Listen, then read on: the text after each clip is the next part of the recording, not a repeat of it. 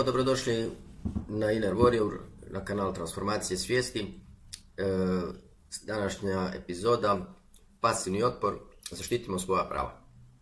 Ovaj video sam odlučio snimiti nakon što sam u biti već napravio jedan video pod naslovom digitalna identifikacija. Međutim, onda sam odlučio da ću nakon toga odmah snimiti ovaj drugi video, jer ću video digitalna identifikacija uploadat na drugu platformu, Library TV, a onda isto tako i na YouTube, da na neki način vam prenesem ovu ideju koju želim vam prenesti putem ovog videa. Želio bih pričati o tom pasivnom otporu, s obzirom da živimo u ovo sad vrijeme koje je puno cenzure, represije, jednoumlja, nekakve propagande, fura se stalno isti narativ, želi vas se na nešto nagovoriti, uvjerava se u nešto, međutim argumenti koji postoje i protive se cijelom tom narativu se jednostavno ne čuju. Živimo u vrijeme kad se krše ljudska prava, ustavni poredak, krši se pravo na rad, pravo na slobodu kretanja, pravo na izbirano medicinsko liječenje. I mali čovjek se često nađe u situaciji, pogotovo ako se ne slaže sa svim ovim što se dešava, šta da napravi. I u biti šta konkretno može nekakav pojedinac napraviti da se suprotstavi cijelom tom narativu, odnosno metodama koje provodi sustav. Sad, ako želimo neku promjenu u svijetu, moramo se povezati za onom izrekom Mahatme Gandija, znači ako želiš promjenu u svijetu, moraš biti ta promjena, trebaš krenuti uvijek, znači uvijek trebamo krenuti od sebe, moramo biti primjer za tu promjenu i zato sam ja odlučio na neki način to napraviti tako što ću polako se prebacivati sa YouTube-a koji isto potiče tu cenzuru.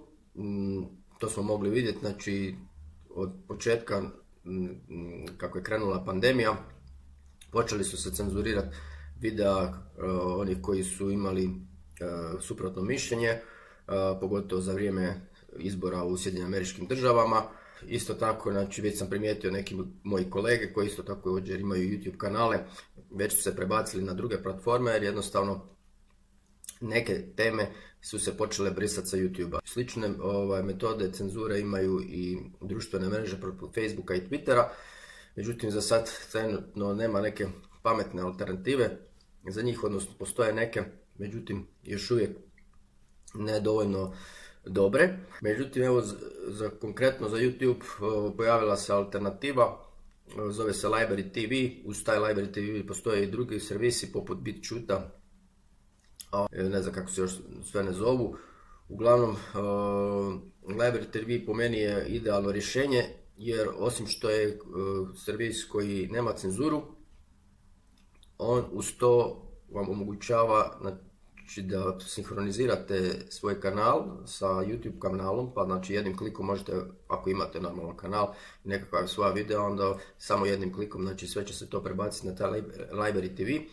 Međutim, uz sve to, Library TV vas još nagrađuje sa svojom kriptovalutom, sa Library kreditom, koji je u biti moguće unovčiti i moguće s njim vršiti nekakve transakcije. Pa praktički za bilo koji upload ili znači samim tim što gledate sadržaj na Library TV-u, vi ste nagrađivani sa Library kreditom i onda ga možete unovčiti ili čak možete s njim trgovati na nekim od tih servisa koji se bave trgovinom kriptovalutama. O kriptovalutama smo već rekli, znači digitalni novac je budućnost i možda je ovo prilika da neki način se upoznate i sa tim putem Library TV-a. Bojkot ili pasivni otpor jednostavno je nekad najbolje rješenje, s obzirom da taj nekakav sukob i nešto činiti na silu po meni nije baš najpametnije rješenje. Međutim, ako se vi s nečim ne slažete, onda je najbolje pokazati, jednostavno ili ignorirati to s čim se ne slažete ili širiti tu informaciju za koju vi smatrate da je bolja, ali ne znači u tom smislu da vršite nekakvu propagandu, odnosno nekakvo propovijedanje, nego jednostavno da date ljudima izbor da oni sami odluče na temelju svoje zdrave logike i nekakvog osobnog osjećaja. Ovo upravo što vam ja znači, na svakom svom videu stavim ovo upozorenje. Ja smatram da svako mišljenje zavređuje da se posluša, a onda normalno vi odlučite na temelju svog razmišljanja da li to s vama rezonira ili ne rezonira. Međutim, eto, mene upravo smeta cijela ova situacija u kojoj se mi nalazimo, gdje vam se jednostavno ne dozvoljava da imate suprotno mišljenje, odnosno Mainstream mediji jednostavno ne dozvoljavaju to sučeljavanje, ne dozvoljavaju kritičko razmišljanje, suprotstavljanje, znači nekakvu debatu, pa da onda ljudi na temelju toga odluče što je to dobro za njih ili što nije. I tu u samom tom, znači takvom tom sustavu gdje je to zabranjivano, to je samo dokaz da tu nešto nije u redu, jer znate, istina je vrlo prepoznatljiva. I ako je nešto istinito, onda nema straha da ljudi neće shvatiti, jer jednostavno, znate, istina ima takvu frekvenciju koju vrlo lako svi prepoznaju. Znači, mi smo trenutno u situaciji gdje imate toliko nelogičnosti i znači praktički ovo se pretvorilo u nekakvu religiju, jer su narativi je pun dogmi. Znači, vi jednostavno morate prihvatiti to kako vam se naređuje putem mainstream medija i kako vam znači naređuje vlada ili ne znam, svi ti koji guraju tu cijelu priču. Evo, toliko znači od mene u ovom kratkom videu.